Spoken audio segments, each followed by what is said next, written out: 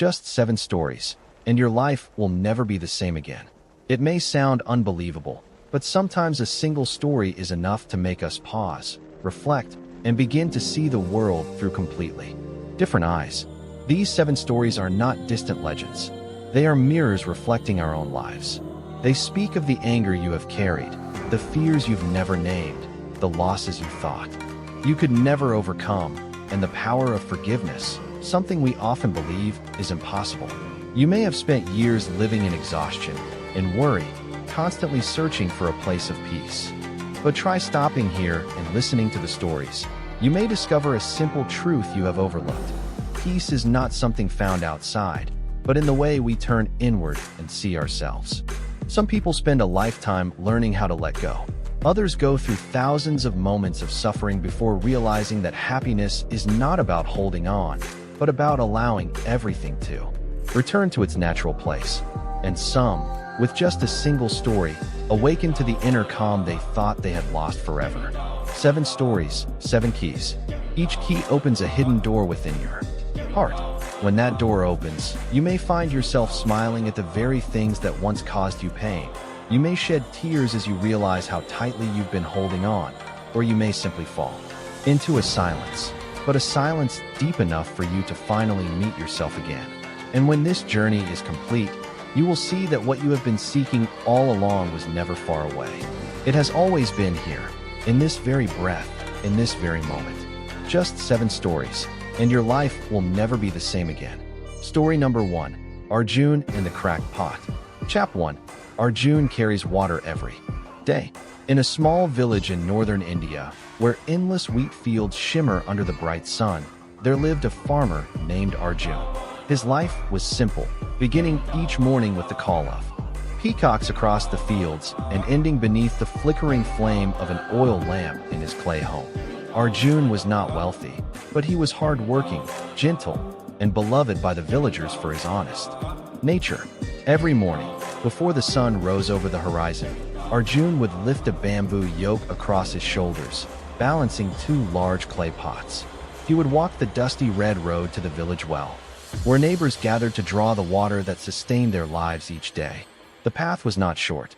It took nearly an hour to walk from his home to the well, passing rows of mango trees, crossing a wide field where children played, and winding around a rugged slope. But Arjun never complained. For him, it was simply the rhythm of life, a task as natural as breathing. That morning, as Arjun set down his yoke beside the well, an elder looked at him with a smile.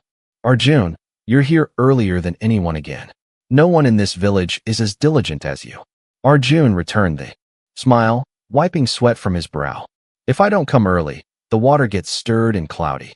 I like to draw it when it's still clear, like a mirror." Laughter rippled around the well as the villagers busied themselves with ropes, buckets, and chatter.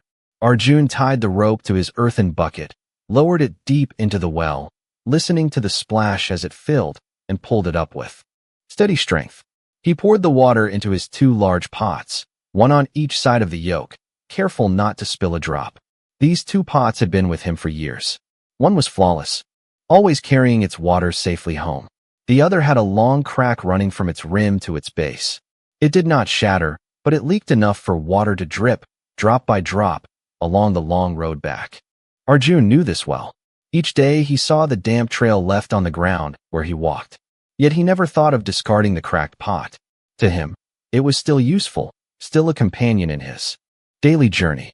That noon, under the fierce northern sun, Arjun returned home with his water. His shoulders were strong, yet the sweat dripping down his face mingled with the drops escaping from the cracked pot. As he passed a field of wildflowers by the roadside, a neighbor called out, "Arjun, why don't you replace that pot? It's cracked. You'll never bring home much water with it." Arjun chuckled softly, not breaking his stride. "It still serves its purpose. Everything has its own value. I believe this pot has its reason to remain with me." The neighbor shook his head and said no more, though his eyes lingered on the drops soaking into the parched earth. That night, when Arjun set the 2 pots down in the corner of his home, he looked at them as if they were old friends. The perfect pot gleamed in the oil lamp's light, proud and strong. The cracked pot, darkened by its scar, seemed quiet and brooding. Arjun sat beside them, murmuring as though speaking to companions. Tomorrow, we'll walk together again. The road is long, but with you by my side, the weight feels lighter. The village fell into silence, wrapped in the hum of crickets and the cool wind drifting over distant fields. But in that quiet corner of his home, something was stirring. A story yet to unfold, a sorrow unspoken. For the cracked pot had carried within itself a sadness it had never dared to confess. And that sorrow was about to begin the next chapter of the tale. Chapter 2, The Sorrow of the Cracked Pot.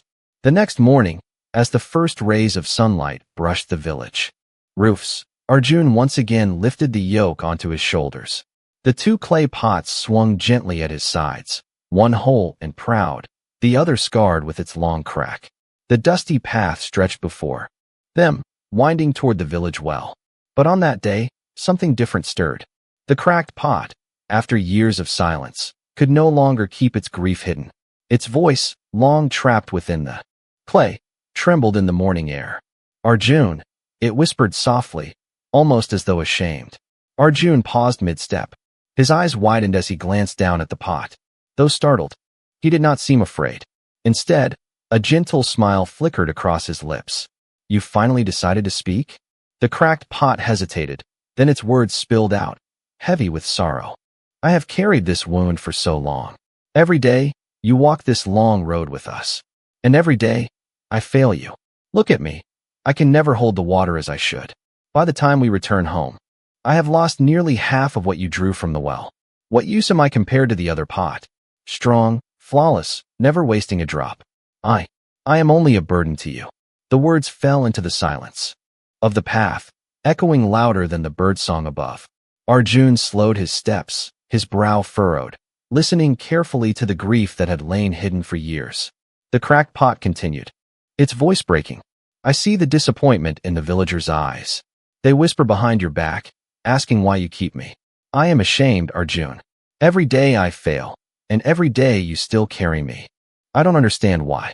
Perhaps you are too kind to let me go, though I no longer deserve a place on your shoulder.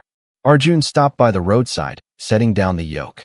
He gazed at the two pots, resting in the dust, the perfect one gleaming under the light, the cracked one drooping with guilt.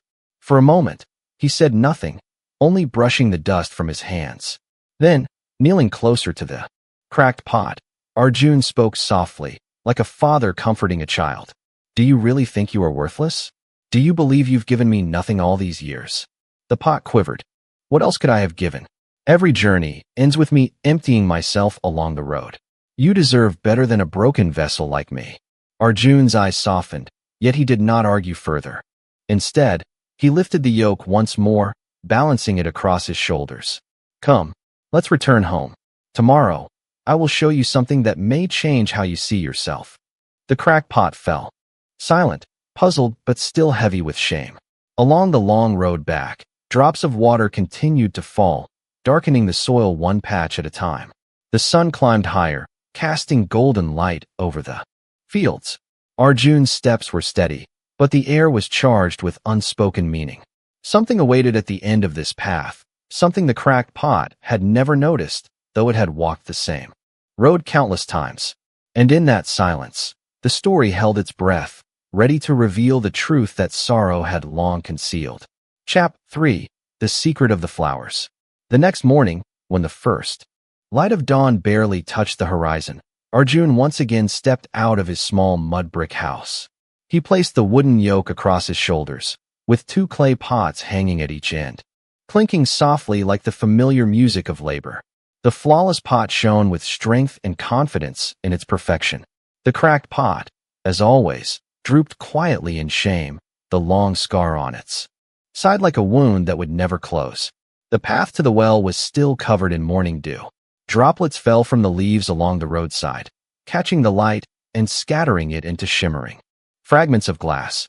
Along this familiar dirt road, Arjun's steps remained steady and patient, like the heartbeat of the village itself. When the two pots were lowered into the well, the sound of water rushing in filled their hollow insides. The perfect pot brimmed with pride. The cracked pot also filled, yet it knew that on the walk home, its water would leak away, drop by drop, until half was gone. The sorrow it had confessed the day before weighed even heavier on its heart. As they began the journey back, the sun rose higher, illuminating the dark, wet patches of soil. Beneath the leaking pot, it trembled, heavy with shame, too burdened to speak. Then Arjun's warm voice broke the silence. "Look at the roadside. Tell me, what do you see?" Startled, the cracked pot lifted its gaze outward for the first time in years, instead of staring only at its own flaw. What it saw left it stunned. On both sides of the path bloomed a sea of colors, vivid yellows, brilliant reds, delicate purples, soft blues, all swaying gently in the morning breeze. The cracked pot gasped. These flowers, where did they come from? Why is the path so beautiful?" Arjun smiled, his eyes tender, like a father looking upon his shy child. "This is what I wanted you to see. Years ago, I noticed your crack, and instead of seeing it as misfortune, I planted flower seeds along your side of the road. The drops you thought were wasted have been watering the dry earth, helping those seeds sprout and bloom." The cracked pot fell silent. Arjun's words poured into it like a stream of cool water. He continued, "Without you, this road would remain barren and dusty. Travelers would only see heat and emptiness. But because of you, today they pause to admire the flowers, to smile, to pluck a few to bring home. You thought you were only failing me, but you've been giving joy and beauty to the whole village." The cracked pot shivered. Memories came flooding back. Villagers stopping to marvel at the flowers, children laughing as they picked bouquets, women carrying firewood pausing to breathe in the fragrance, elders resting beneath the trees with blossoms at their side. All of it had sprung from the water it thought was lost. "But I still lost half of the water you needed," the cracked pot whispered. Arjun nodded gently. "Yes, I carried less water, but I received so much more. You gave me joy with every step on this blossoming road. You gave the villagers a season of endless flowers. And you gave yourself a deeper meaning, that no crack in this life is ever useless. When seen with different eyes, every flaw can become a gift." At that moment, the cracked pot felt its scar was no longer a mark of shame, but a symbol of life, of silent giving, of beauty born from imperfection.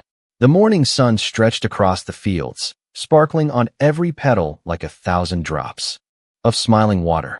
For the first time, the cracked pot no longer bowed in disgrace, but lifted itself toward the sky, filled with a new kind of pride. And in Arjun's gentle gaze, it understood. No drop had ever been wasted. They had simply transformed into another form of beauty, another meaning it had never imagined. "Arjun," it whispered, trembling yet filled with gratitude, "thank you. Because of you, I see now, sometimes it is the cracks that give us the chance to bring something good into the world." Arjun only smiled, his steps blending with the joyful rustle of flowers along the roadside, leaving behind a vision so radiant it touched the heart of every passerby. The story pauses here, yet its echo lingers. No one is useless, no flaw is meaningless. Even a cracked pot, when seen through the eyes of compassion and wisdom, can become a wellspring of endless joy. The lesson of peace. Peace comes when we accept and cherish imperfection. The story of Arjun and the cracked pot may sound, at first, like nothing more than a simple fable about a kind farmer and an old clay vessel.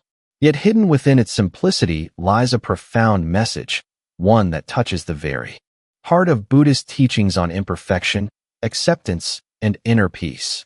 In this life, no one is perfect. Every person carries their own cracks, mistakes, wounds, limitations, or unhealed pains. We often look at these cracks with shame and self-judgment, wishing to hide them at all costs. Like the cracked pot, we believe our flaws make us useless, unworthy of love or respect. But Buddhism teaches that when we cultivate mindfulness and look deeply within, we discover another truth. Every imperfection can become an opportunity, a seed of wisdom and compassion. A crack is not always something to erase. Sometimes, the crack is where the light enters. Sometimes, it is the opening through which kindness and generosity can flow. Arjun did not discard the cracked pot. He did not scold it for losing half of its water. Instead, he chose to see it with compassion, and by doing so, he transformed its flaw into a gift no other pot could offer. Likewise, in Buddhism, inner peace does not come from perfection. It arises when we embrace ourselves as we are, with both light and shadow, with both successes and mistakes. When we accept ourselves, we end the invisible battle against our own being. When we learn to cherish our flaws, we see that they, too, have shaped us, giving us experience, empathy, and the ability to understand others. This acceptance opens the door to peace. In daily life, if we chase perfection alone, we will always be disappointed. But if we pause and turn inward, looking at our cracks with compassion, we may find that they also hold the power to bloom, to create beauty in the world. This is the essence of letting go, of mindfulness, and of compassion in Buddhism. Peace is not the absence of suffering, but the ability to smile at suffering. Peace is not the absence of imperfection, but the ability to embrace imperfection as part of who we are. And once we learn this, we see that every crack in our life can become a path leading us closer to deep and abiding peace. Story number 2. Zen Master Nan-in and the Japanese Professor. Chapter 1. Professor Tanaka seeks the Zen Master, his desire to learn meditation. Along the winding paths of Kamakura, on an autumn morning at the end of the 19th century, a gentle mist descended upon the pine forests. Birds sang through the tranquil air, as if heralding the start of a new day. The Meiji era was a time when Japan opened its doors to the world, welcoming the waves of Western knowledge that swept across the nation. Yet in the midst of these tides of change, there were still those who sought the roots of the spirit, longing for a truth beyond books and theories. Professor Tanaka, a stern-looking man in his middle years, walked along the dirt road leading to Nan-in's temple. He was a renowned professor from Tokyo, teaching philosophy and Western sciences at the university. In his hand, he carried a worn notebook, its pages filled with hurried scribbles, questions upon questions that remained unanswered. His journey to Kamakura was not for another theory, but to meet a man, the Zen Master Nan-in, whose wisdom and meditation was widely spoken of. The autumn breeze lifted the hem of his Hyeon cloak. Tanaka's brow furrowed slightly. He was a man who had devoured countless volumes of philosophy, both Eastern and Western. He could recite Aristotle, Kant, and even the modern European thinkers whose works had just been translated into Japanese. Yet the more he studied, the greater a strange emptiness grew within him. He longed for peace, for a direct path to the heart, not merely layers of intellectual thought. At the temple gate, he paused. Before him stood an old wooden gate, covered in moss, quietly enduring the passage of time. The sound of the wind through the bamboo leaves whispered softly, calming his mind. For a moment, he wondered, could it be that the tranquility here is what I have been searching for? A young monk came to open the gate, bowing politely. Sir, you've come to see Master Nan-in? Tanaka nodded, his voice solemn. Yes, I am Tanaka, a professor from Tokyo. I wish to meet the master to learn about Zen. The young monk smiled kindly and gestured for him to follow. Please, come this way. The stone path into the temple was shaded by brilliant red maple trees.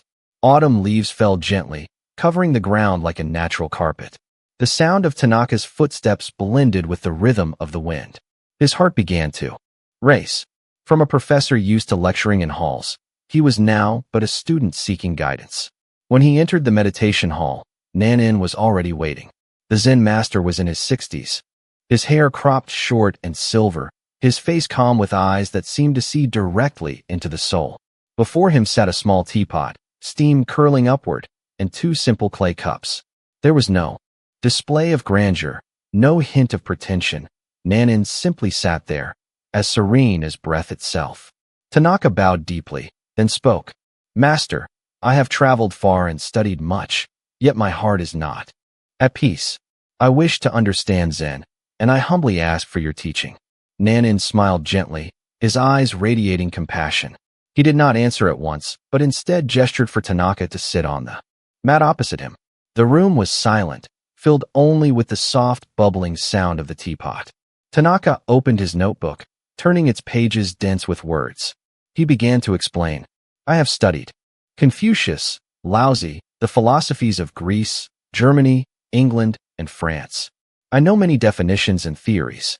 Yet when I face myself, I am confused, empty. I believe Zen may hold the answer. Please enlighten me, master. Nan-in remained quiet.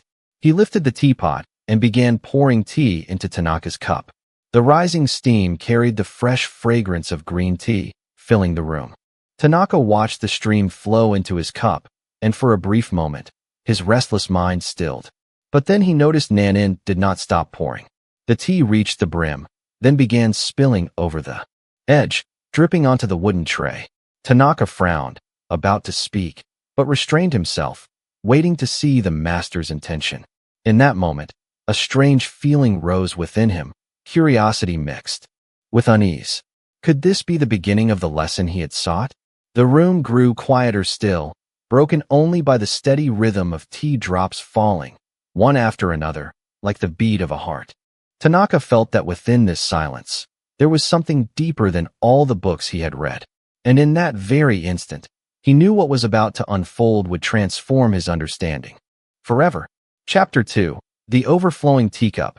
Nan-in pours until it spills over. The meditation hall was so quiet that one could hear the wind rustling through the bamboo outside. Professor Tanaka sat upright, his eyes fixed on Master Nan-in's hand holding the teapot. The stream of green tea flowed steadily into the clay cup before him, steam curling upward, carrying a delicate fragrance that filled the room. At first, Tanaka felt at ease. The aroma was soothing, and for a brief moment, tranquility washed over him. But then something unusual happened. The cup was already full. Yet Nan-in continued pouring. The tea rose to the brim, then spilled over, dripping onto the saucer and running across the wooden table. Startled, Tanaka instinctively reached out to stop him but hesitated, afraid of appearing disrespectful. His brow furrowed, his mind racing. Why does he not stop? Doesn't he see it's already full? Or is this some kind of test? Finally, unable to restrain himself, he spoke hurriedly. Master Nan-in, the cup is full. Please stop pouring, or the tea will be wasted. Nan-in lifted his gaze, eyes calm and kind, and gently set down the teapot. A faint smile touched his lips as he spoke in a slow, resonant voice. Professor Tanaka, you are like this cup. You are so full of your own knowledge, theories, and opinions. If you do not first empty yourself, how can I pour a single drop of Zen into you? The words struck Tanaka like the toll of a temple bell at dawn, reverberating deep within his heart. He sat frozen, unable to respond. It was as though something within him had suddenly cracked open. Empty myself? He murmured, his proud demeanor softening, his eyes clouded with uncertainty. Nan-in nodded gently. Yes, you have spent your life studying, accumulating, piling on more and more. But in Zen, more is not always better. The mind is like a cup. When it is full, no matter how much more you pour, it only spills. To truly learn Zen, you must first let go, leave space. Only then can you truly receive. A bead of sweat slid down Tanaka's brow. He was a man of scholarship, long accustomed to lecturing, to explaining, to reasoning. He had believed knowledge to be the master key to every door. Yet here, in a humble room, with nothing but a pot of tea, an old country monk had shaken that foundation. He bowed deeply, voice trembling. Master, I understand now. I came here with my own cup already overflowing. Please, teach me how to empty myself so that I may truly learn Zen. Nan-in did not reply with more words. He simply smiled, poured a fresh cup of tea, this time only until it was full, and slid it gently toward Tanaka. Begin with this very breath. When you drink the tea, let there be only tea. Do not let your learning interfere. When you breathe in, simply know you are breathing in. When you breathe out, simply know you are breathing out. Keep your mind that simple, and your inner cup will no longer overflow. Tanaka lifted the cup with both hands and took a sip. The warmth spread down his throat, and for the first time, he closed his eyes without thinking of Kant, or Descartes, or any book at all. He simply tasted the tea, warm, pure, and alive. A single tear slipped down his cheek, not from sorrow, but from the unexplainable relief of a burden suddenly lifted. Outside, the autumn breeze stirred the bamboo. Shafts of light filtered through the leaves, as if nature itself was offering a silent blessing. The lesson of the overflowing teacup so simple in appearance, became the opening of Tanaka's path toward true stillness within. And from that moment, one question began to echo within him. Perhaps peace is not about adding more, but about removing, about returning to the simplicity that was always there. Chapter 3. Humility and True Learning. Tanaka realizes the limits of knowledge and begins the path of letting go. The next morning, the mist still lay thick over the Zen garden. Tanaka woke very early, just as the sound of a temple bell echoed from somewhere in the Kamakura Valley. The deep resonance of the bell stretched across the air like waves reaching his heart. He rose, draped a thin robe over his shoulders, and stepped onto the veranda. The air was cold yet refreshing. The murmur of a stream descended from the mountain, and the autumn wind whispered through the bamboo grove. Before him was a serene scene, a few novices sweeping dry leaves, each movement slow and mindful. No one spoke, yet every gesture seemed to be a teaching in itself. True learning does not rest in spoken words, but in the way one lives each moment. Tanaka stood, silently, a deep shame rising within him. For years he had been surrounded by lecture halls, thick books, and fiery debates. He believed that learning was synonymous with conquering knowledge. But after only one day here, in such simplicity, he saw that all his theories had failed to bring peace to his heart. He went to find Nan-in. The Zen master was seated under an old pine tree, eyes half closed, fingers rolling a string of prayer beads. Tanaka bowed and knelt beside him. "Master," he said, "yesterday I understood that my mind is like a cup already full. But today I realized something else. I do not know how to let go. Knowledge has been my pride, my support throughout my life. If I lay it all down, who will I be?"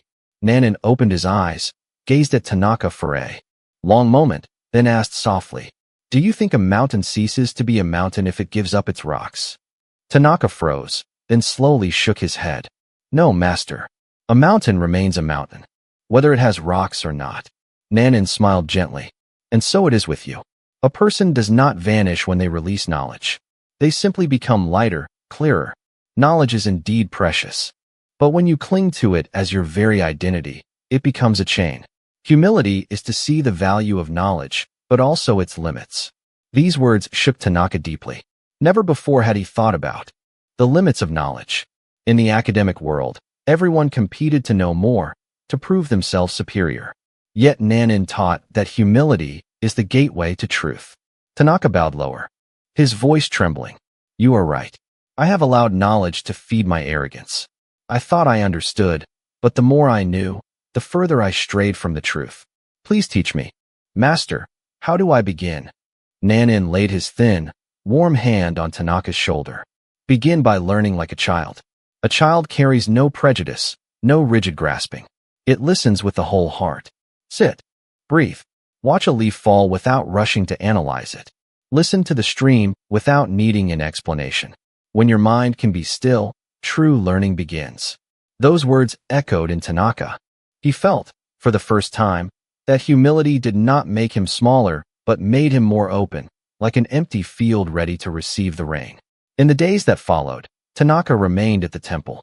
He practiced sitting meditation with the novices, eating in silence, sweeping dry leaves without distraction. At first, his mind raced with thoughts, lectures at the university, unfinished theories. But as the days passed, the noise within grew quieter. One morning, while sweeping the courtyard, he saw a red autumn leaf slowly drift down. To his surprise, a smile rose on his lips. He no longer wished to define the leaf with philosophical language, nor analyze it scientifically. He simply saw it fall. He saw life and death touch each other in that brief instant. And for the first time, he felt peace. That evening, he approached Nan-in, palms pressed together. "Master, I have begun to find joy in the smallest things. I realize now that learning is not only to acquire, but also to let go. Humility is to admit that I truly know nothing at all." Nan-in looked at him, eyes glowing with quiet joy. "Yes, Tanaka, knowledge is a finger pointing at the moon. But if you fix your gaze only on the finger, you will never see the moon. Humility lifts your eyes so you may behold the radiant moon above. That is true learning." Tanaka bowed in silence, his heart overflowing. In that moment, He felt as though an invisible gate had opened. The path he once believed led to endless knowledge had transformed into a way towards stillness and peace. The story of Nan-in and the overflowing teacup left an indelible mark upon him. It taught him that learning is not about piling on more understanding, but about daring to wash away the dust of arrogance, to return to simplicity. Humility is the foundation of wisdom, and only through letting go can one begin to learn what is most profound. The lesson of inner peace. Only when we release prejudice can the heart be spacious and at peace. In Buddhist teachings, prejudice, clinging, and fixed views are seen as heavy clouds that cover the sky of the mind. When our consciousness is filled with preconceived notions and rigid patterns of thought, it is like Professor Tanaka's teacup. No matter how much more is poured in, everything simply spills over without truly being absorbed. Zen Master Nan-in, with a seemingly simple action, pouring tea until it overflowed, revealed a profound truth. Human beings often live in the state of already knowing. We become accustomed to defending our systems of knowledge, protecting our opinions as if they were fortresses. Thus, when we listen to others, we do not listen to truly understand, but rather to refute or to add to what we already believe. And that is when learning, growth, and true living come to a halt. In Buddhism, the Buddha taught that ego clinging is the root of suffering. Prejudice is a subtle form of ego clinging. We identify ourselves with knowledge, with what we think we know, with past experiences, and then believe that this is me. From there, anything that contradicts this knowledge irritates us, makes us angry, or provokes denial. This is the invisible chain that binds the heart, keeping it tense and weary. When we release prejudice, we open up a spaciousness within our heart. Spaciousness does not mean emptiness or meaninglessness, but rather clarity, like a still lake reflecting the vast sky. A spacious mind can receive the new, unafraid of being shaken, because it no longer clings to rigid ideas or concepts. The image of the overflowing teacup is a vivid metaphor for practice. To truly learn, we must empty the cup, let go of attachments, biases, and judgments accumulated over years.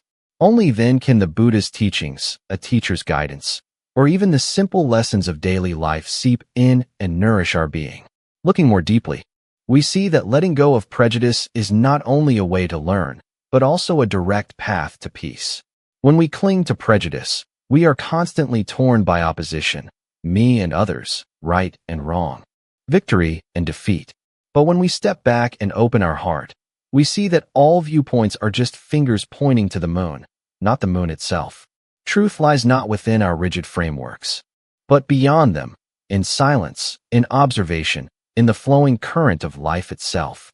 A humble heart naturally becomes peaceful. When we no longer need to prove ourselves right, we feel lighter. When we stop comparing our knowledge with others, we feel enough. When we no longer fear losing our opinion, we are free. This is nirvana in everyday life, a state of ease even while living amidst the world. The Buddha once said that letting go does not mean rejecting the world or abandoning knowledge, but releasing our attachment to it. A scholar can still read books, do research, and debate, but they do so with an open heart, not clinging to any viewpoint as self. It is in this openness that peace resides. Professor Tanaka realized that throughout his years of academic glory, he had chased after the accumulation of knowledge, yet he never knew how to let go and see himself as part of a vast flow. When he bowed before Nan-in, admitting his own limits, he took a great step from the narrow confines of ego into the openness of true awareness. And from that moment, peace began to blossom within him, not through layered knowledge, but through a humble heart that knew how to listen. This lesson is not only for a professor in the Meiji era, but for each of us today. In modern life, we too are full of prejudices about work, about others, about ourselves. These prejudices may give us a sense of safety, but they also lock us in an invisible prison. If we dare to let go, to allow our heart to be as open as an empty cup, we will find a deep peace, a peace that nothing can shake. Thus, Nan-in's story is not merely about an overflowing teacup, but an eternal reminder. If we seek peace, we must learn to let go of prejudice. In letting go, we lose nothing. On the contrary, we gain everything: freedom, stillness, and a heart that loves without distinction. Story number 3. Samurai Hiroshi and the Temple Bell. Chapter 1. Hiroshi arrives at Shorin Temple, carrying anger and a challenge to the Zen master. Kyoto, in the era when the cherry blossoms painted the sky pink and white, was both beautiful and filled with unrest. The city was a place where samurai, monks, merchants, and wandering travelers crossed paths. At the foot of Mount Higashiyama, the Shorin Temple stood in solemn silence, its blue-green moss-covered stones seeming to hold countless untold stories. On one spring morning, Hiroshi, a young samurai from a distant province, appeared at the temple gates. His face bore a constant tension, his eyes sharp and fiery, his hand never far from the hilt of his sword. Hiroshi was known in his hometown not only for his swordsmanship, but also for his temper. Quick to flare, impossible to restrain. That morning, his footsteps echoed loudly on the stone steps leading up to the temple. Each step carried both arrogance and impatience. He came not to worship, nor to seek peace, but to challenge. At the entrance of Shorin, he was greeted by an old monk sweeping fallen cherry blossoms. The monk bowed gently, his voice calm. "Welcome, traveler. What brings you to this humble temple?" Hiroshi's reply was sharp, like steel scraping against steel. "I've heard of the Zen master Nan-in who resides here. They say he speaks of heaven and hell, of peace and enlightenment. I've come to test him. I want answers that no monk's chanting or vague riddles can give." The old monk did not argue, nor did he show offense. He simply pointed toward the main hall. "If that is your wish, the master is within. But, young samurai, may I offer you this? Sometimes, the answers we seek are not hidden in the words of others, but in the silence we fear to enter." Hiroshi snorted. "Spare me your riddles. I will see this master for myself." He strode into the temple. The quietness of the hall contrasted so starkly with the turbulence in his heart. The smell of incense, faint but pervasive, seemed to wrap around him like invisible threads. Yet Hiroshi brushed it aside with his anger, refusing to let calmness seep in. Inside, Master Nan-in sat upon a simple mat, his posture upright, his eyes half closed as though gazing at something beyond the visible. His face was neither stern nor smiling, it simply was. Hiroshi stopped a few steps away, his voice ringing out in the stillness. "Zen master, they say you hold the wisdom of heaven and earth, that your words can cut sharper than a blade. I am Hiroshi, warrior of the Shiga province. I have not come to bow, but to confront. If you speak truly of life and death, then answer me, what is heaven and what is hell?" Master Nan-in slowly opened his eyes. His gaze was calm, like a deep pond reflecting the sky, unmoved by storms. For a long while, he said nothing. The silence pressed down on Hiroshi, but he mistook it for mockery. His anger flared higher. His hand tightened around his sword hilt. "Do you not hear me, old man?" Hiroshi barked. "Or is your so-called wisdom nothing but cowardice hiding behind silence?" Nan-in finally spoke, his voice low but carrying effortlessly through the hall. "You come bearing fire in your heart, and yet you ask of heaven and hell. Tell me, samurai, what is it that you truly seek, truth or a fight?" The words struck Hiroshi, but instead of calming him, they fueled his rage. His warrior pride could not tolerate such composure in the face of his challenge. His breath grew heavier, his eyes narrowed, and as the temple bell outside gave a faint, distant chime carried by the wind, Hiroshi's hand began to draw the blade from its sheath, preparing to force the master to answer not with words, but with steel. The story pauses here, just as Hiroshi's blade is about to leave its scabbard, and his anger threatens to spill over into violence. What will happen when steel meets silence? Chapter 2. The Threat of the Sword. Hiroshi draws his blade and demands answers about heaven and hell. The autumn noon light filtered through crimson maple leaves, scattering beams across the courtyard of Shorin Temple like strokes of an ancient painting. Yet beneath this stillness, a storm raged within the young samurai. Hiroshi's footsteps echoed heavily as he advanced toward Master Nan-in. His breath came fast, his eyes burning with fury like a cornered beast. "So you dare say this is hell?" Hiroshi growled, his hand tightening on the hilt of his sword. His voice rang sharp, metallic, cutting into the silence. Nan-in sat unmoving, as solid as a mountain. His gaze was calm, steady, without fear. He closed his eyes for a moment, then opened them again, meeting Hiroshi's glare directly. That stillness only fueled the samurai's rage. In a swift motion, Hiroshi drew his sword. Steel flashed under the sun, its cold gleam breaking the temple's serenity. The hiss of metal scraped against the silence, scattering leaves in a sudden gust of wind. "Say it again," Hiroshi roared, thrusting the blade toward the master's neck. "If you don't answer me now, this will be your death." From a distance, a young novice gasped, rushing forward. But Nan-in lifted a hand gently to stop him. Still seated, he looked up at Hiroshi.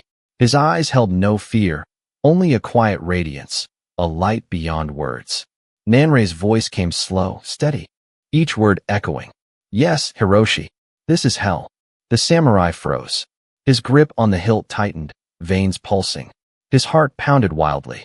Rage, pride, the blood-soaked honor of a warrior, every fire within him surged hotter, consuming his chest. "You dare!" Hiroshi's teeth ground together. The blade moved closer, its edge gleaming only inches from the master's throat. The courtyard trembled. In its silence, the air felt stretched, taut, as though one more breath would snap it. Maple leaves stopped mid-fall. Birds ceased their song. Time itself seemed to hold. Nan-in remained still, his eyes deep and unblinking. And then, at that razor-thin moment, he spoke again, his words striking straight into the samurai's soul. "And the very moment you see this, the gates of heaven open." Hiroshi staggered.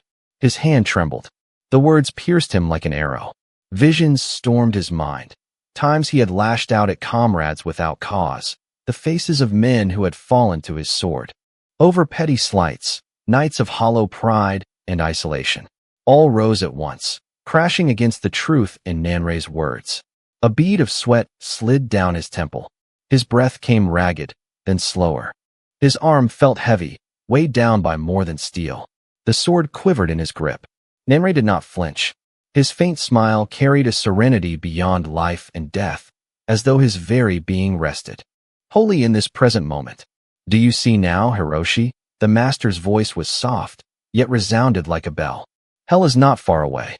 It erupts within you, in every flare of anger that blinds reason. But heaven is also not far away. It appears the moment you let go of that fire." The sword slipped from Hiroshi's grasp, clattering onto the stone floor. The sharp ring of steel shattered the tension, yet in that sound lay a release, like chains breaking from his chest. The samurai dropped to his knees, his breath unsteady, his eyes wide with something he could not yet name. For the first time, he felt himself teetering on the brink, not of battle, but of awakening. The air shifted again. Birds resumed their song. A maple leaf drifted softly to the ground. Within Hiroshi's chest, something cracked open, something raw and new. And then, just as his breath calmed, the great temple bell tolled, its deep, resonant sound flowing through the courtyard, washing away the last traces of wrath. Hiroshi lifted his head, his eyes glistening. His heart trembled once more. In that moment, a door began to open, yet its meaning remained only half seen. Hiroshi knew one thing: the answer to heaven and hell was not finished. And now, more than ever, he longed to hear what would come next. Chapter 3. The Toll of the Bell. The Temple Bell Awakens. Unexpected silence. The sound of the sword hitting the stone floor had barely faded when suddenly, from the main hall, the temple bell resounded. Its tone was deep, low, and lingering, as though echoing against the mountains, traveling beyond the temple gates, dissolving into the Kyoto autumn sky.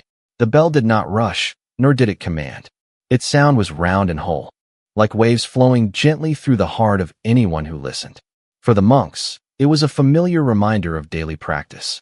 But for Hiroshi, a warrior accustomed only to the clash of steel and the screams of battle, the bell was like an invisible blade, cutting not the flesh, but piercing straight into his heart. All the turmoil within him, the rage, the pride, the fear that had just erupted, in front of Nan-in, was soothed by the tolling. The sound stretched into the air, then melted into the wind, into the rustle of falling maple leaves, creating a silence so profound Hiroshi had never known it before. He lifted his head toward the sky. Between the crimson leaves, shafts of sunlight spilled onto the courtyard stones, swaying with the autumn breeze. Never before had the world seemed so peaceful. For a fleeting moment, time itself seemed to stop. Nan-in remained still, eyes half closed as though listening with the whole universe. When the final echoes of the bell dissolved into the distance, he spoke softly. "Hiroshi, did you hear it?" The young samurai, still kneeling, trembled all over. His voice cracked, almost breaking into a whisper. I heard it. But what was it?" Nan-in replied slowly, each word falling as lightly as a leaf. "That is the silence your heart has long thirsted for. It has always been here, around you, within you. But anger and pride have kept you from ever hearing it." Hiroshi bowed his head, placing a trembling hand upon his chest. For the first time in years, he felt his heart not as a heavy, pounding mass, but as the chamber where a gentle resonance lived, one that mingled with the fading toll of the bell. In a hoarse whisper, he confessed, "All my life, I have only heard steel and blood. I have never once heard myself." Nan-in smiled faintly, offering no explanation. Rising slowly, he walked toward the great temple bell. Hiroshi followed, his steps still heavy, but lighter than before. When they reached the immense bronze bell hanging in the hall, Nan-in turned to him. "Would you like to try?" Hiroshi blinked.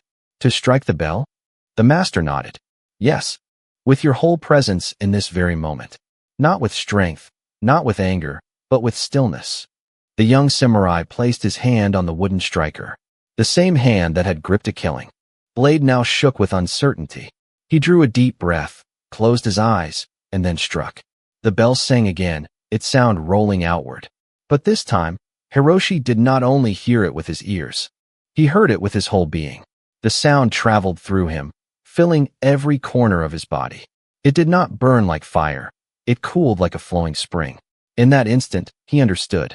True power was not in the sword, nor in fury. It was in the ability to release.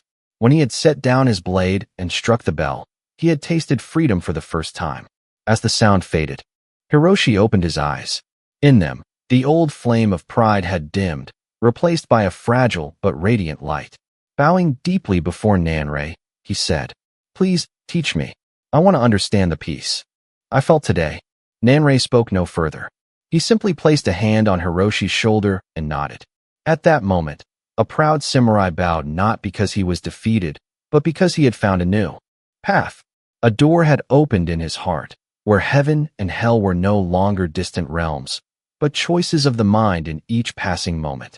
And the toll of the bell, ringing into the Kyoto evening, became the sound that would mark the beginning of Hiroshi's new life, one where peace was not something sought outside, but a stream flowing endlessly within. Thus ends the story of Hiroshi and the bell of Shorin.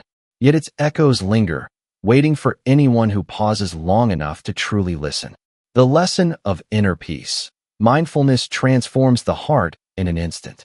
In the teachings of the Buddha, there is one essential key that has helped millions of people around the world discover peace: mindfulness. It is not something that can only be attained in the distant future, nor something that requires a lifetime of striving. The Buddha taught, the moment mindfulness arises, the mind is transformed right then and there. The restless mind is like a swirling wind. Our minds are often turbulent, like a restless wind. At times, they are pulled back into the past, chained by regret. At other times, they are dragged forward into the future, entangled in fear and anxiety. They become ensnared in desire, ambition, anger, or resentment. This ceaseless agitation robs us of our innate peace. Many believe happiness will come only with external changes: wealth, status, success. Yet even when these are attained, peace may still be absent, for the root of suffering lies within. Mindfulness, the key to open the door of peace. Mindfulness in Buddhism is not merely attention or concentration. It is full awareness of the present moment, knowing clearly what the body is doing, what the mind is thinking, what feelings are arising. When walking, know you are walking. When breathing in, know you are breathing in. When anger arises, recognize, this is anger. When joy arises, recognize, this is joy. Simply seeing clearly. Without judgment, without suppression, without clinging, that is mindfulness. Through mindfulness, afflictions lose their power to control us. Transformation in an instant. How is it possible? Many wonder, how can habits of anger and resentment, built up over decades, be changed in a single moment? The answer lies in the very nature of the mind. In the scriptures, the Buddha declared, the mind precedes all things. The mind is their master. The mind creates them. When the mind changes, the world changes. Anger, fear, hatred, these are not permanent entities, but passing waves of consciousness. Mindfulness is like turning on a lamp in a dark room. The darkness may have lingered for decades, but the moment light appears, it vanishes instantly. Everyday examples.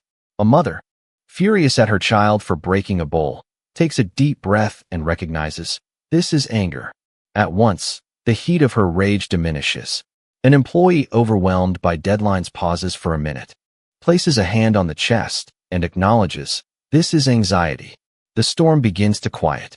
A person in joy, when mindful, fully tastes happiness without clinging, knowing it too will pass. All of these transformations happen in the present moment, without waiting for the future. Mindfulness and letting go of prejudice. One source of suffering is clinging tightly to prejudice, ego, and rigid identity. With mindfulness, however, we see that thoughts, emotions, and beliefs are merely passing phenomena. They are not a permanent self. This realization allows us to let go. The mind becomes spacious, open, and light. And in that spaciousness lies peace. Peace is not far away. It is here and now. Buddhism does not promise a paradise in another world. The Buddha taught, nirvana can be experienced in the very present moment, when the mind releases greed, hatred, and delusion, illuminated by mindfulness. Peace is not something to chase elsewhere. It is the fruit of returning to ourselves. Every breath, every step, every glance, if imbued with mindfulness, becomes a doorway into serenity. Mindfulness is not lofty or inaccessible. It is simply returning, fully aware, to this very moment. And in mindfulness, the heart is transformed instantly. Mindfulness prevents anger from consuming us. Mindfulness keeps anxiety from overwhelming us. Mindfulness allows us to enjoy joy without attachment. Mindfulness frees us from prejudice, letting us live spaciously and freely. More than 2,500 years ago, the Buddha pointed out this path. And today, anyone, anywhere, can walk it, with a mindful breath, a conscious step, a single moment of returning to oneself. Peace is not a dream. Peace is reality, when we live with mindfulness. Story number 4, Ravi, the beggar and the pearl in his shirt. Chapter 1, the miserable life of Ravi, begging through the market streets, lacking all his life. In a small village in western India, where parched fields stretched endlessly toward the horizon, there lived a beggar named Ravi. He had spent nearly his entire life in poverty, hardship, and want. Every morning, as the sun rose, Ravi would drag himself toward the village market, sitting at the roadside with nothing but a cracked wooden bowl. The Shantapur market was the busiest place in the region. Crowds poured in from nearby villages, carrying baskets of fresh vegetables, sacks of rice, bundles of fragrant spices, and handmade pottery jars. The air was filled with clamor, the bargaining of merchants, the laughter of children, the clatter of donkey carts. In the midst of all this noise and color, Ravi was like a shadow, thin, frail, clad in torn clothes, with sunken eyes and hair prematurely gray. From a life of suffering, he sat quietly by the roadside. Most people passed him by without so much as a glance. A few, out of pity, tossed him a coin or a scrap of bread. Ravi survived from day to day on these crumbs of mercy. It was as though the world had forgotten he existed. At times, Ravi would ask himself, why must I live such a life? Was I born only for this fate, to sit here every day, extending my trembling hand, hoping for someone's compassion? Sometimes he tried to find work, but with his weak body and gaunt frame, no one was willing to hire him. Children in the village mocked him. Old beggar, you'll never amount to anything. All you know is how to beg. Each word stung like a thorn, yet Ravi only smiled faintly. He had grown too accustomed to scorn. One evening, as the crimson sun set behind the tiled roofs of the marketplace, Ravi watched the vendors pack up their goods, hurrying back to families that awaited them. Clutching his empty bowl, he trudged home along the dusty road. His shelter at the edge of the village was nothing more than a shabby hut, holding only a tattered blanket and a few patched clothes. That night, sitting huddled in the dark, listening to the distant barking of dogs, Ravi felt the weight of loneliness pressing down upon him. Memories of a destitute childhood, of parents lost too soon, of decades wandering without a home, all came flooding back. Never once had he known the warmth of a full meal or the simple joy of family life. He lifted his eyes to the star-filled sky and whispered, "If there is any miracle in this world, let me live just once as a normal human being." But then Ravi shook his head with a bitter smile. He knew no miracle would ever come to a beggar like him. What he did not know, however, was that hidden within the life he thought was nothing but poverty and darkness, a great secret was waiting to be revealed. A secret that would change everything. Chapter 2. The Encounter with the Sage Govinda. He reveals the jewel hidden in Ravi's robe. That morning, the sun had just risen above the distant mountains, spilling golden light over the dusty road. Ravi trudged once again toward the familiar Shantipur marketplace, clutching his cracked wooden bowl in his hands. The noise of the market was like a sorrowful tune he had heard all his life, voices haggling, wheels grinding on dirt, chickens and ducks crying out, all mingling with the pungent scent of spices. Ravi sat down beneath the old mango tree at the corner of the marketplace, the very spot where people had seen him every day for years. The sight had become so familiar that most no longer noticed him. They rushed about their trades, only occasionally dropping a few coins into his bowl. Ravi would bow his head in gratitude, his voice raspy. "May blessings come upon you."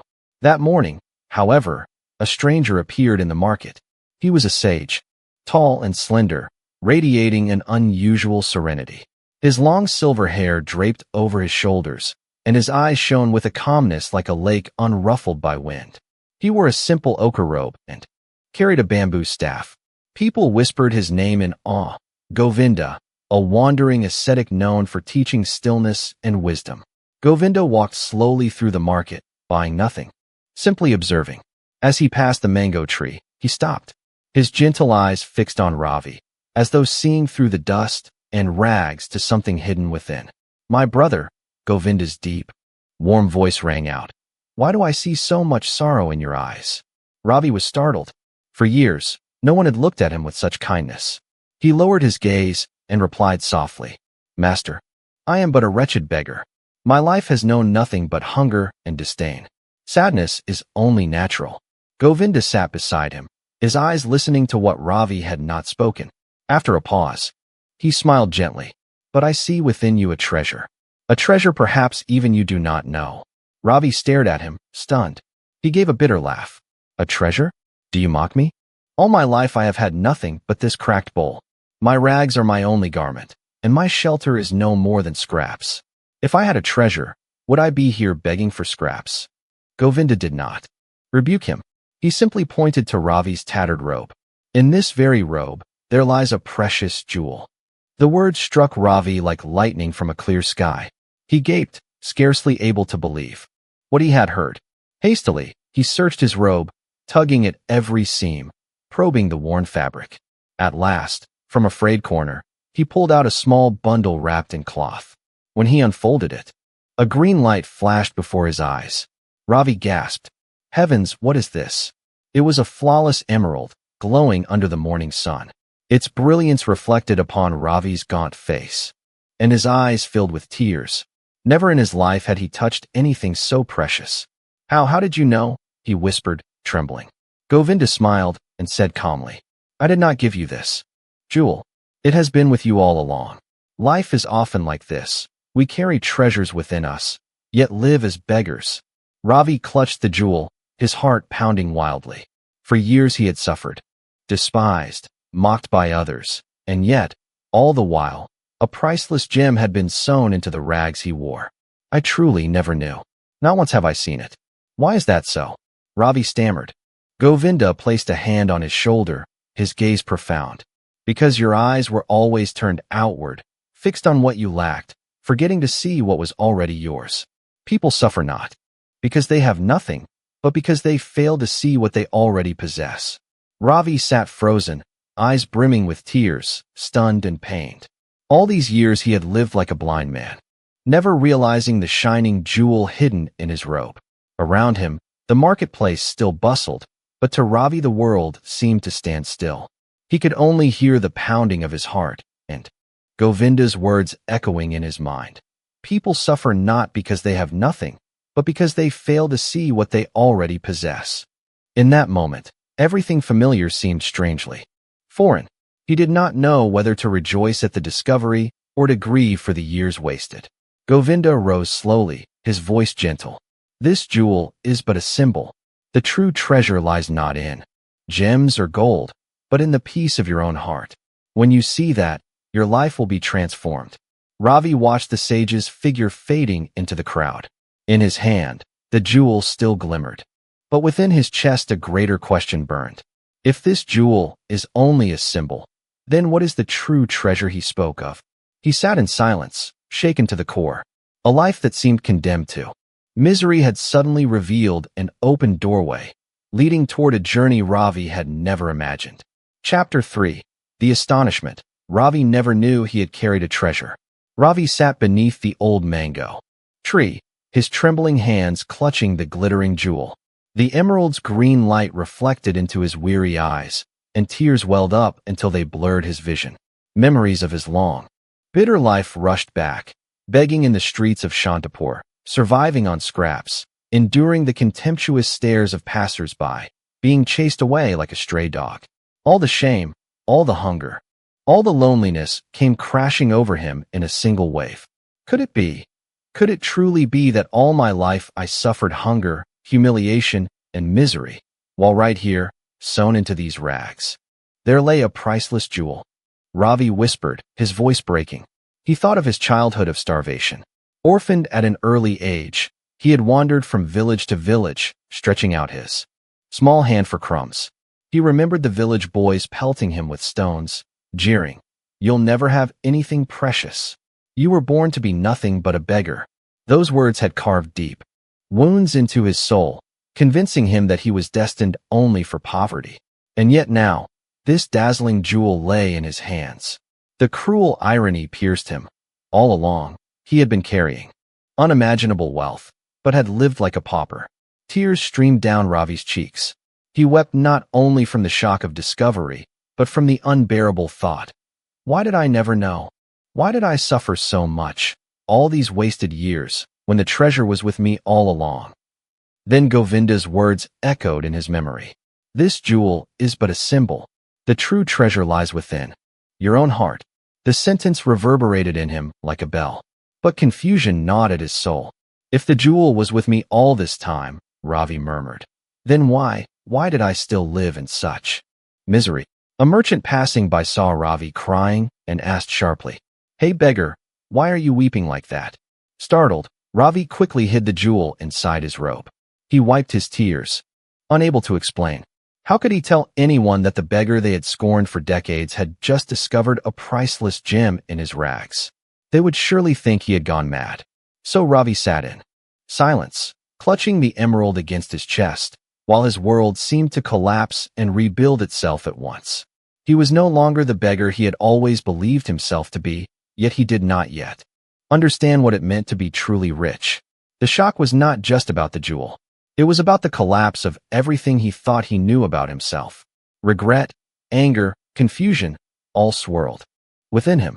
But beneath it all, a faint light flickered. If I had a jewel in my robe without knowing, perhaps within my heart there is also a greater treasure waiting to be discovered.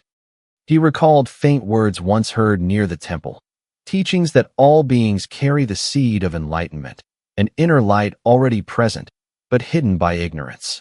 At that time, he had scoffed, thinking such talk was nonsense for the wealthy. But now, with the emerald gleaming in his palm, Ravi shivered with the realization. Perhaps he had lived blind all along, carrying within him a treasure of peace he had never sought.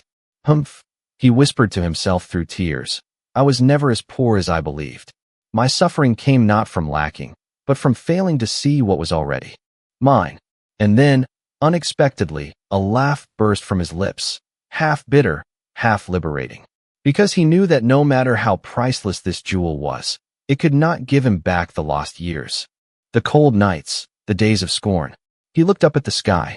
The evening sun cast its final rays over Shantipur, gilding the noisy market with gentle light. Around him, people bartered, shouted, laughed, unaware that beneath the mango tree, a beggar's heart was awakening. Ravi tucked the jewel back into his robe. But this time, he no longer felt himself a pitiful wretch. Something inside him had shifted. From deep within, a quiet voice spoke. The jewel is only a sign. The true treasure is the peace of a mind that finally awakens. And in that instant, the storm of astonishment gave way to a profound stillness. Not the silence of poverty or despair, but the stillness of an inner peace he had never known. Thus ended the chapter of Ravi's long ignorance. Yet in his tearful eyes, a new journey had just begun, the journey to seek the true treasure, the serenity within his own heart. The lesson of peace, the true treasure, is inner stillness. The story of Ravi, the beggar who lived his whole life without knowing he carried a precious jewel, is not merely a tragedy of ignorance. It is also a mirror reflecting our own lives. Through the lens of Buddhism, we can see in this event a profound truth. Each of us already carries a treasure within, but because of ignorance, we fail to recognize it, endlessly searching outside, piling suffering upon suffering. In the Dharma, the treasure that the sage Govinda pointed out is not merely the gem hidden in Ravi's ragged robe.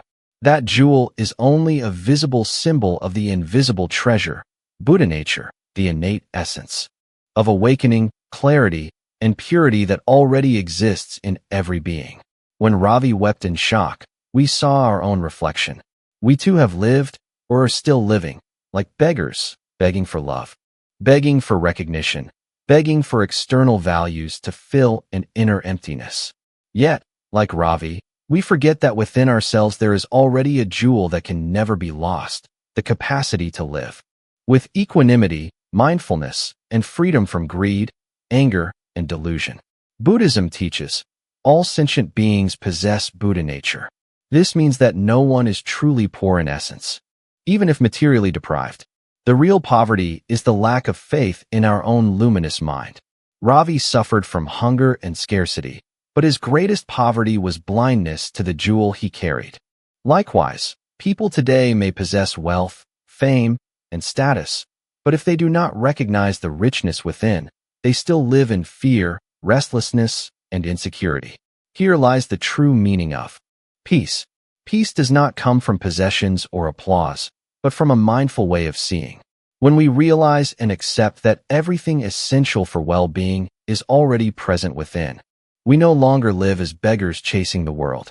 Ravi discovered the gem, but Govinda immediately reminded him. This treasure is only a symbol. That message is crucial. Many people, upon finding something precious outside, a sudden opportunity, a fortune, a relationship, cling tightly, believing it to be the source of happiness. Yet the Dharma emphasizes, all external things are impermanent. The only treasure that endures is the ability to dwell in the present moment and rest in inner freedom. This is the essence of mindfulness. Practicing mindfulness is learning to turn inward, to connect with the breath, the body, and the mind, and to see that every present moment itself is a jewel. Peace is not something to wait for tomorrow, not something another person can grant, but something already available, if we pause and truly look. Many live their whole lives seeking without ever seeing. They, like Ravi, believe treasure lies somewhere far away, in a journey, an achievement, or a special person. Yet the truth is, the treasure lies within. It is revealed the moment we open the eye of awareness. The lesson of Ravi reminds us that we must not underestimate ourselves. Every being carries the seed of awakening and peace. We should not waste life chasing happiness outside. That path leads only to exhaustion and disappointment.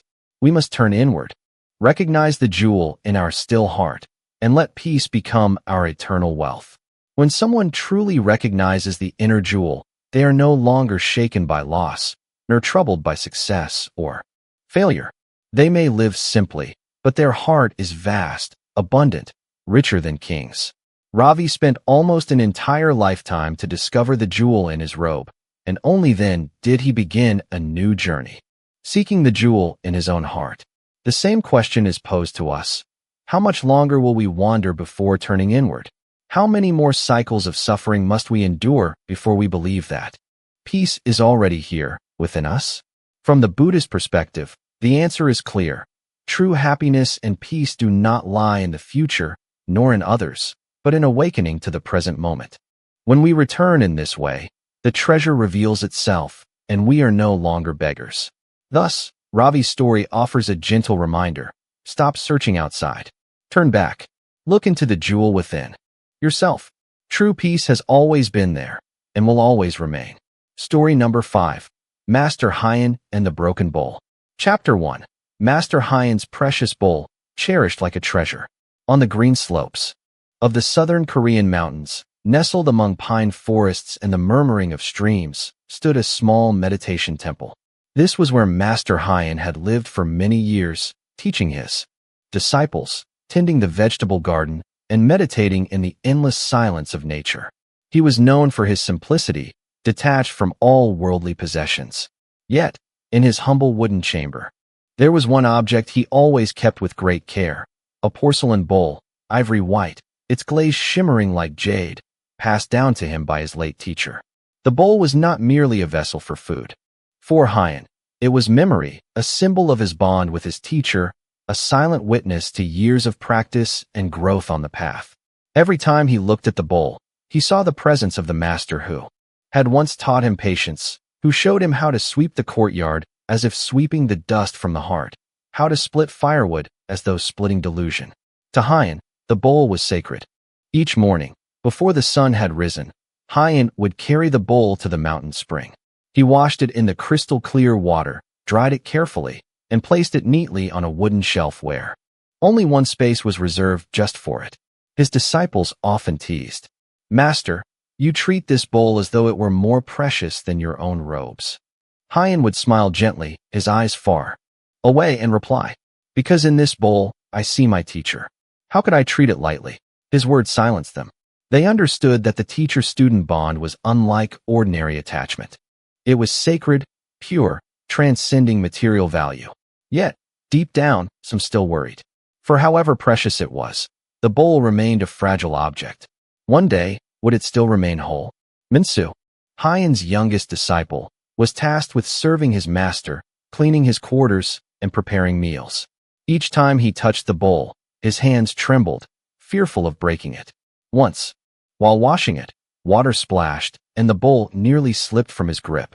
His heart stopped. Luckily, he caught it in time. From afar, Hyeon had seen the scene, but only smiled softly. That smile, however, made Minsu even more nervous, for he knew how deeply his master valued the bowl. Through countless winters blanketed in snow and springs alive with cherry blossoms, the porcelain bowl remained with Hyeon. It was present at every simple meal of rice and greens, every tea conversation with disciples, even during stormy nights when a lone candle cast flickering light across its glaze. Always, Hyeon treated it with the same reverence as the first day he received it, never once careless. Visitors from outside who saw the bowl would marvel. Surely this is a rare treasure, worth more than a vault of gold. But Hyeon would shake his head. It is not worth gold. Its value lies in memory and the heart's imprint, not in its glaze or shape. The master's words drifted, like passing wind, but Minsu never forgot them. Still, he couldn't help but think, if one day this bowl breaks, won't master's heart break as well? As if destiny had heard his worry, that thought quietly grew heavier. For in this world of impermanence, nothing remains forever. Sooner or later, the inevitable would arrive. At sunset, when golden light bathed the tiled roof of the ancient Shilla temple, the porcelain bowl still sat there, silent, whole, and untouched. But little did anyone know, its fate was already near. Soon, a single clumsy moment from Minsu's trembling Hands would bring forth the very thing he had always feared most. Chapter 2. The Day the Bowl Shattered, Disciple Minsu's Accidental Mistake. One autumn morning, as crimson maple leaves began to blanket the temple courtyard, the air was crisp and pure. Early sunlight filtered through the trees, casting shimmering patterns on the moss-covered roof tiles. Minsu woke up as usual, hurrying to fetch water from the stream. Yet even in the calm of the morning, he couldn't shake a dream from the previous night. He had seen Master Hyeon's precious bowl fall and shatter. Sweating and startled, he reassured himself it was just a dream. Still, as he washed his face and prepared breakfast, the image lingered in his mind, making him even more cautious as he approached the shelf where the bowl sat. His hands trembled slightly, and his heart beat faster than usual. "Be careful, Minsu," he whispered to himself. After cooking the porridge, Minsu carried the bowl to serve Master Hyeon. Steam rose gently from the pot, filling the hall with a faint, soothing aroma. He lifted the porcelain bowl with both hands and stepped carefully along the wooden floor. But as he passed through the doorway, a sudden gust of wind rushed in, billowing the folds of his wide robe and blocking his sight. In that instant, his unsteady hands lost balance. The bowl slipped. Time seemed to slow. The porcelain hit the wooden floor, bounced slightly, and spun in midair. Minsu reached out, but it was too late. A sharp crash echoed through the hall as the bowl shattered into countless fragments. The sound was final, resounding through the silence like a bell breaking the stillness. Minsu froze. His knees buckled as he fell forward, hands trembling, trying desperately to gather the pieces. His voice trembled with fear and guilt. Master, I didn't mean to. I was only trying to help." Shame and panic overtook him. He buried his face in his hands, tears streaming down. All around him, the fragments reflected the sunlight, sharp and dazzling, yet each one seemed to accuse him of carelessness. Then, the sound of gentle footsteps drew his attention. Master Hyeon emerged from the meditation room, his presence calm and composed. His gaze fell upon the broken bowl, then upon Minsu, who was trembling before him. For a moment, he said nothing, and the silence made Minsu's fear deepen. "Minsu, lift your head," said Hyeon softly, his voice warm and steady. Minsu looked up, eyes red and teary, expecting anger or reproach. But Hyeon only smiled gently. "This bowl, I saw it would break from the very first day I received it." The words struck like thunder. The other disciples gasped in surprise. Minsu was stunned, unable to comprehend the meaning. Hyeon knelt beside him, picking up a shard of porcelain. He examined it under the sunlight, watching the delicate glaze sparkle. All things with form carry the seed of impermanence. We often think we can keep them forever, yet from the moment they appear, they move toward eventual dissolution. I cherish this bowl not for its permanence, but because it reminds me of my teacher, and the bond between teacher and student. This can never be broken. Minsu wept again, but this time the tears were lighter, releasing some of the fear that had gripped him. Bowing deeply, he whispered, "I'm sorry, Master. I was so afraid." Hyeon gently held his hands and gave them a reassuring squeeze. "Do not apologize. This is a precious lesson. Learn to see the breakage even while things are whole. When you understand this, impermanence will no longer frighten you." Silence enveloped the hall. The wind rustled the maple leaves outside, echoing softly. The disciples watched quietly, feeling as if a door had opened within their hearts. The shattered bowl lay there, fragments glinting in the sunlight like blooming flowers. No one saw it as mere loss. It had become a moment of awakening. Minsu bowed deeply to his master. He knew this moment would remain etched in his memory forever, like the reflection of Master Hyeon in the porcelain bowl that had once symbolized the enduring bond between teacher and disciple. And from that day onward, in the temple on the mountainside, a new lesson was quietly passed down. When we learn to see the breakage within what seems whole, impermanence can never cause us suffering again. Chapter 3. The Serene Smile. I saw it. Broken from the very beginning.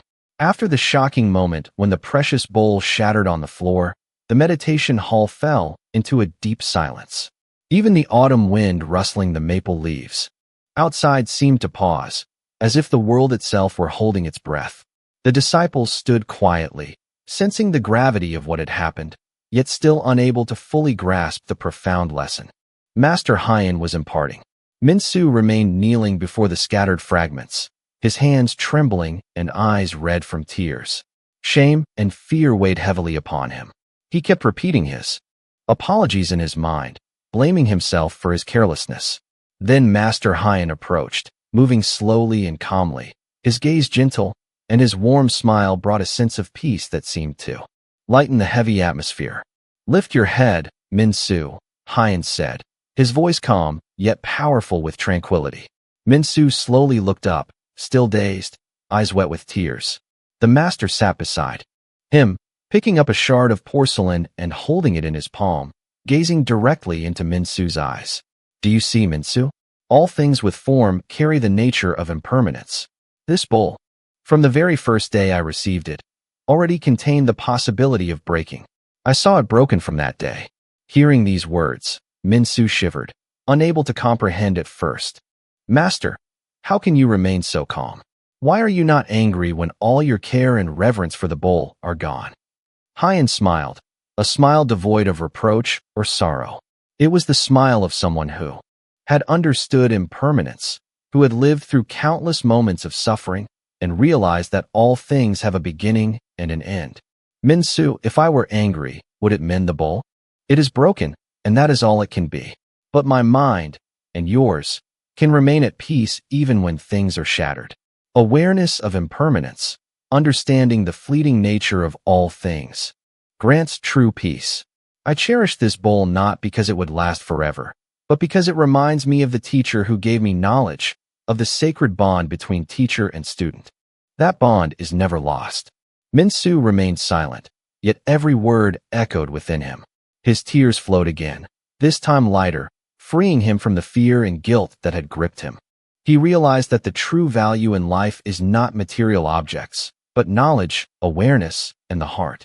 The other disciples also stood quietly. Some bowed their heads, realizing that they had once seen the bowl as merely an object, but now they saw it as a symbol of a profound lesson on impermanence and mindfulness.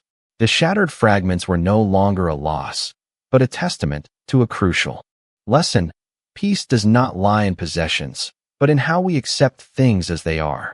Hyeon continued, "Min-soo, today's lesson is not for you alone. All of us, when we witness something break in life, must remember that everything is impermanent. Learn to cherish, yet not cling to, all things. When you understand this, the mind can remain peaceful even as the outer world changes or things are lost." Min-soo bowed deeply, his heart filled with gratitude. He gazed at the scattered fragments glinting in the autumn sunlight, like scattered jewels. Each piece taught him a lesson about mindfulness and impermanence. He realized that this moment, witnessing the bowl break, had opened a great door within his soul, a door to true peace. Hyeon rose, gently patting Min-soo's shoulder, still smiling serenely. "Remember, Min-soo, everything in life changes. If we can remain peaceful in this very moment, even with the bowl broken, then our mind has learned the greatest lesson. Mindfulness and the understanding of impermanence are the true sources of peace."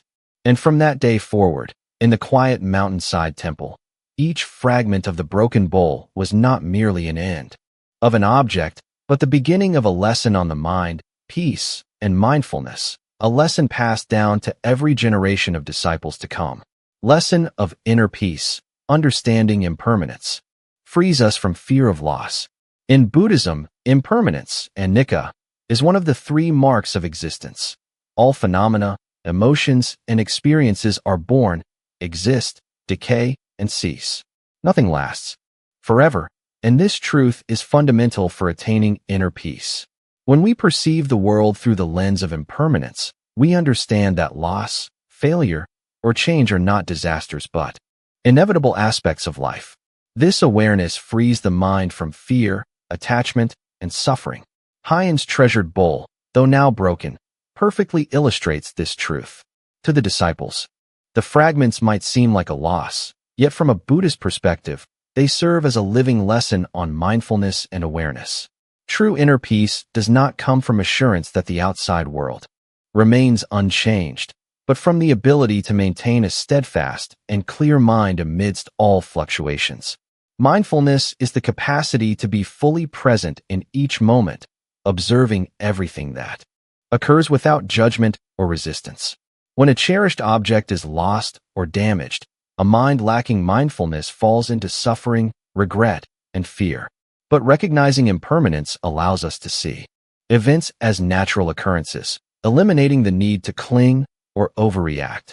Peace arises in the moment of such awareness, as an internal state of stability amidst the ever-changing flow of life. Buddhism emphasizes that attachment is the root of suffering. When we tie our happiness to possessions, status, or outcomes, we live in constant anxiety and fear of loss. Understanding impermanence means liberating the mind from attachment, realizing that material things, appearances, and even relationships are subject to change, and true peace does not depend on external conditions. When Minsu witnessed the breaking of the bowl, the lesson became clear: loss does not empty the mind. Rather, awareness of impermanence allows the mind to be free and calm. Furthermore, Buddhism teaches that all events are opportunities for cultivating the mind. Confronting loss or failure provides a chance to practice mindfulness, patience, and compassion. Instead of reacting with blame or fear, we learn to observe our emotions, understand them, and let them go. In doing so, peace arises within the very moment, not as a passive quietness, but as a steadfast internal state, unaffected by external circumstances. Another essential principle is acceptance. In Buddhism, acceptance does not mean passivity or resignation, but the ability to face reality without denial or resistance. The broken bowl reminds us that all things have a beginning and an end. Learning to accept this truth lightens the mind, brings peace, and cultivates compassion.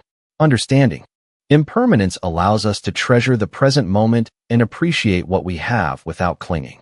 This lesson extends to daily life. Work, family, health, relationships, all are impermanent. When the mind recognizes impermanence, everyday losses are no longer sources of fear or suffering. Instead, every event becomes a practice to strengthen the mind, helping us live mindfully, with gratitude, and with inner peace regardless of circumstances. In summary, understanding impermanence is the key to inner peace. Recognizing that all things, all emotions, and all events are subject to arising and ceasing frees us from fear of loss and attachment. Peace does not rely on the external world, but is an internal state nurtured through mindfulness, awareness, and acceptance. The broken bowl is not merely an event. It is a living symbol of this profound truth. True peace remains intact even as everything around us changes or falls apart. Hyeon's disciples, through this experience, learn that failure, loss, and change are opportunities for the mind to cultivate awareness and letting go. Understanding and living with impermanence allows them to move beyond fear or regret, embracing complete peace in every present moment. This is the invaluable lesson Buddhism teaches through seemingly simple experiences that contain profound truth. Inner peace is unattached, and impermanence is the gateway to freedom of the mind.